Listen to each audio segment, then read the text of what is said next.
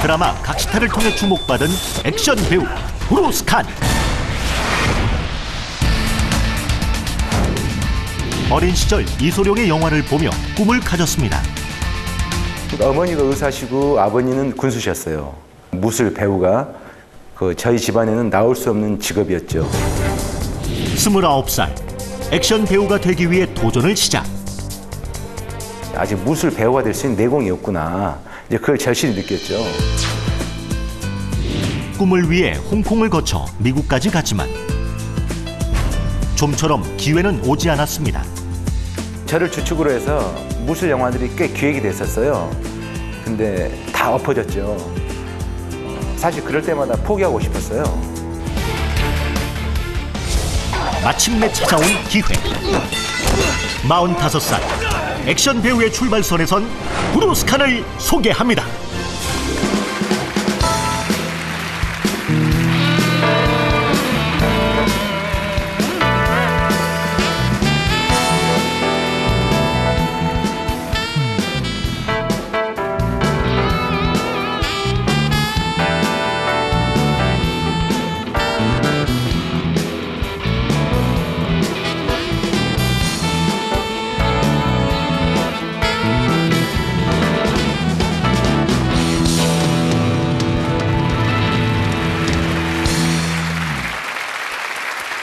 안녕하십니까. 잘 봤어요. 힘드시죠? 얼마 전에 그 종영했던 드라마 각시탈에서의 그 장면을 지금 이제 한 장면을 재현을 이렇게 해준 건데 저는 그 드라마 볼 때요. 브루스 칸 씨를 보면서 저분이 우리나라 사람이 아니구나. 외모를 딱 보고 그랬거든요. 근데 저만 그런 게 아니고 다 그랬어요. 그런 네네. 얘기 많이 들으셨죠? 제 역할 때문에 네. 다들 일본 사람 아니면 중국 사람으로 봅니다. 그러니까요. 근데 보시다시피 네. 입만 열면은 네. 사투리가 허벌나게 나오는 허정 한국인입니다. 예. 매일매일 몇 시간씩이나 운동을 하시나요? 하루 3시간, 하루에 4시간. 3시간. 쉬는 법이 없죠. 네네. 예, 지금 이 몸을 보세요. 이 몸을 참 부럽습니다. 네. 선배님도 몸이 좋으세요. 절 보고 좋다고는 지금 믿을 사람이 누가 있습니까? 네. 근데 오늘 그 얘기하실 그 주제가요. 15년의 법칙이라고 그랬어요. 네네네. 근데 그게 어떤 얘기인지 전 진짜 궁금하더라고요. 만 시간의 법칙이 있습니다. 네. 하루 3시간씩 투자해서 10년을 채우면은 만 시간이 되는데요. 만 시간? 그러고 나면 어떤 분야에서든지 고수가 된다고 합니다. 네, 네. 저 역시도 액션 배우가 되기 위해서 한 15년을 채웠어요. 아유. 네. 네, 그 이야기를 오늘 좀 할까 합니다. 야, 15년의 법칙. 자, 박수로 청해 주십시오.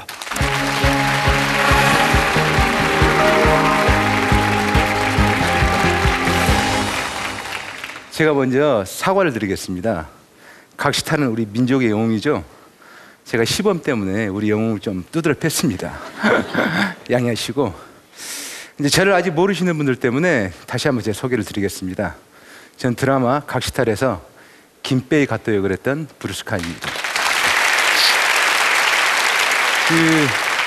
서양인들에게 가장 유명한 동양인 두 사람이 있죠. 한 사람은 징기스칸이고 한 사람은 이소룡, 영어 이름으로는 브루스리입니다. 그 두 사람은 무를 통해서 각자의 방식으로 어떤 동양인의 우월함을 서양인들에게 알렸죠. 그러니까 저 역시도 그들처럼 큰 뜻을 품고 살고 싶어서 두 사람의 이름을 믹스해서 브루스 칸이라고 예명을 지었습니다. 그리고 각시탈을 통해서 비로소 액션 배우로서 얼굴을 선보이는 기회를 얻었습니다. 여기까지 오는데도 꼬박 15년이라는 시간이 흘렀어요. 하지만 돌이켜보면 그 시간들이 결코 길거나 헛된 시간이 아니었다는 것을 느낍니다. 그래서 이제 제가 지금부터 15년의 법칙에 대해서 이야기할까 합니다. 저는 전라도 광주 광역시에서 태어났어요. 아버님은 당시 행정고시를 패스하시고 군수 생활을 하셨고요. 어머님은 의사이셨습니다.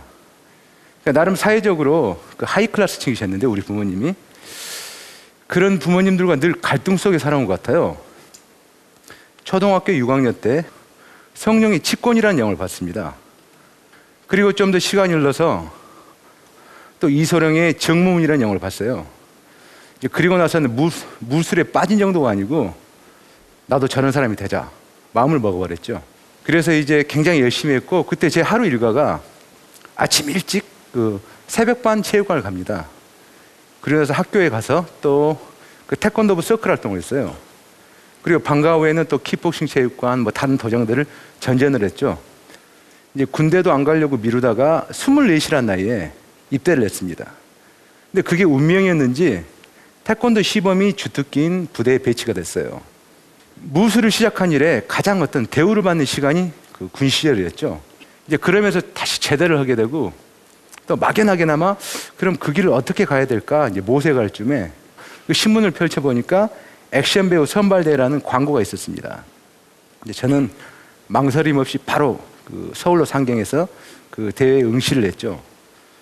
근데 이제 그 대회가 알고 보니까 그 액션 배우라기보다는 스턴트맨을 뽑는 이제 그런 대회였어요.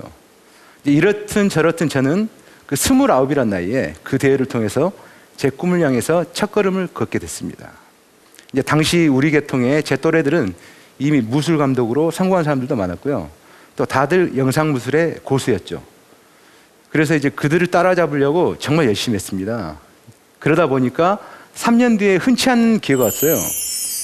홍콩의 성룡이 제작하는 영화에 주인공 대역으로 발차기 잘하는 한국 스턴트맨을 요구했죠. 이제 선배님의 추천으로 제가 운 좋게 그 행운을 잡게 됐습니다. 그리고 꿈에 그리던 홍콩을 가게 되고, 어려서 제 동경의 대상이자 아이콘이었던 이제 성룡을 눈앞에서 보게 되고, 또 홍콩 무술 영화계의 또 다른 레전드인 홍군보의 무술팀이 되는 행운도 안 왔습니다. 이제 그런데 아쉽게도 그 당시에 홍콩 무술 영화계의 급격한 쇠퇴기였어요. 홍군보 역시도 일이 없어서 헐리우드 진출을 모색하는 그런 시기였죠. 이제 그때 제가 홍콩에서 그 스턴트맨이자 배우였던 미국 친구 하나를 사귀었습니다. 그래서 하루는 물어봤죠. 나 헐리우드 가서 활동하고 싶은데 도와줄래? 그러니까 넘어오라 그러더라고요. 이제 그때 제 생각이, 나는 어차피 한국에서도 신인이고 무명, 홍콩서도 무명, 미국서도 무명, 이왕 신인이면은 가장 큰 물에서 시작하자. 이제 그런 이유였었죠. 근데 이제 그 당시에 사실 헐리우드 스턴트맨들도 동양 어떤 무술에 능통했었어요. 근데 그들이 이제 워낙 그 보여주기 위한 운동을 하다 보니까 무술의 근본, 기초가 굉장히 허술했던 거죠. 이제 그래서 제가 그때 다시 한번 느낀 게, 아, 역시 진정성의 힘은 테크닉이 아닌 기본에 있구나. 이제 그런 걸 느꼈죠. 그리고 이제 그 제 미국 친구와 액션 스쿨을 오픈했습니다. 열심히 하다 보니까 많은 헐리우드 스턴트맨들을 만들었어요. 그 헐리우드 스타 윌 스미스의 전속 대역이 된 친구도 있고요. 영화 아바타에서 주인공 샘 워싱턴의 대역이 된 친구도 있고, 또 그 무술 감독으로 활동하는 친구도 많고요. 사실 그들이 저보다 지금 돈도 많이 벌었고 더 성공했어요. 근데 저는 한순간도 그들이 부럽지가 않더라고요. 왜냐면은 제 꿈은 스턴트맨도 아니었고 무술 감독도 아니었고 액션 배우였으니까요. 그래서 좋아, 남들이 아직 나를 액션 배우로 안 써주면은 내가 나를 직접 써서 먼저 보여주자, 그런 결단을 내렸습니다. 그리고 그 저희 액션 스쿨 제자들과 또 LA에서 알았던 그 한인 출신 감독님과 함께 그 돈을 끌어모아서 저희 산 액션 영화를 제작했어요. 근데 이제 그 영화가 세계에서 가장 큰 뉴욕 국제 영화제에서 베스트 액션상을 타고요. 이제 저도 연기는 미흡했지만은 베스트 액터로 노미네이트가 되고요. 이제 그 여파를 타고 그 많은 일을 하고, 또 헐리우드 격투기 영화의 무술 감독으로 하나 일을 얻었습니다. 주 촬영지가 루마니아였어요. 그래서 촬영을 위해서 루마니아로 떠났는데 그 영화가 도중에 찍다가 어떤 사고로 엎어지게 됐어요. 그래서 예정보다 일찍 한국을 왔습니다. 그리고 오랜만에 아버님, 어머님을 뵙고 또 우리 장인 장모님을 뵙고 그랬습니다. 근데 하루는 이제 아버님을 모시고 건강검진을 갔는데 아버님이 그만 말기암 진단이 나오셨죠. 사실 그 당시는 이제 저희 아버님이 어머님과 황혼연을 하셨어요. 그래가지고 이제 홀로 사셨고, 또 사업 실패로 가세가 많이 기울어졌었습니다. 그래서 제가 이제 아버님 병간호차 또 한국에 다시 머물게 됐어요. 이제 그러면서 제 인생에서 가장 힘든 시기가 찾아왔어요. 아버님 병세는 날로 악화되시고, 또 저도 1년, 2년 그 일이 없다 보니까 굉장히 또 어려워지고, 또 나중에는 그 신용 불량자까지 됐어요. 이제 그러면서 그 아들 입장으로 아버지 병 치료를 위해서 경제적인 지원을 못 해드린다는 게 굉장히 죄스럽고요. 또 우리 아내, 아들에게도 미안했고, 이제 제가 처음으로 내 꿈을 위해서 내 가족, 내 이 주위 사람들을 이렇게 희생시켜도 되나 그런 생각을 했어요. 그리고 급기야는 포기까지 마음을 먹었습니다. 근데 그럴 때 제 손을 잡아주는 분들이 나오셨어요. 그 미흡한 저를 데리고 주연으로 액션 영화를 한번 기획해서 만들자. 이제 그런 분들이 나오셨죠. 물론 그분들도 신생 영화사의 제작자였고 신인 감독이었고 또 저 역시도 네임밸류가 있는 스타가 아니죠. 그래서 이제 그게 기획이 되고 결국 투자는 못 받아서 엎어졌습니다. 이제 각시타를 제가 출연하기 전까지 그렇게 기획이 되고 엎어진 영화들이 총 5편이 돼요. 예. 근데 다행인 게 그때 그 기획이 됐던 영화 중에 하나가 찍다가 엎어진 영화가 있었어요. 근데 그 찍다 엎어진 영상을 우연히 각시탈 감독님이 보시고 이제 제가 캐스팅이 된 겁니다. 그래서 비로소 45이란 나이에 그 액션 배우로서 각시탈을 통해서 대중에게 신고식을 하게 됐어요. 주위에서는 진즉 포기하고 그 정도 노력으로 다른 일을 걸었으면 훨씬 큰 성공을 이뤘을 텐데 그런 말을 많이 합니다. 근데 저는 그렇게 생각하지 않아요. 지금 쉬운 일이 있습니까? 그 자기의 진가를 어필하고 뜻을 관철시키기 위해서는 어느 분야에서든지 절대 고수가 되지 않으면 불가능합니다. 고수가 되기 위해서는 시간을 감수한 철저한 자기 희생이 필요하죠. 그 꿈이 크시다면 절대 조급해하지 마시고 또 나이에 연연하지도 마십시오. 제 나이가 45인데 무술인의 나이로는요 환갑도 지났고 7순입니다. 근데 저는 아직도 꿈이 있기에 젊은 무술인들과 경쟁할 수 있는 파워, 스피드, 체력을 지니고 있어요. 그 인생이란 너무 전략적이고 꾀를 부리는 것보다는 때론 우직한 게 낫다고 봅니다. 그 대기만성이라는 사자성어가 있죠. 일찍 피는 꽃은 일찍 시드는 게 우주의 섭리입니다.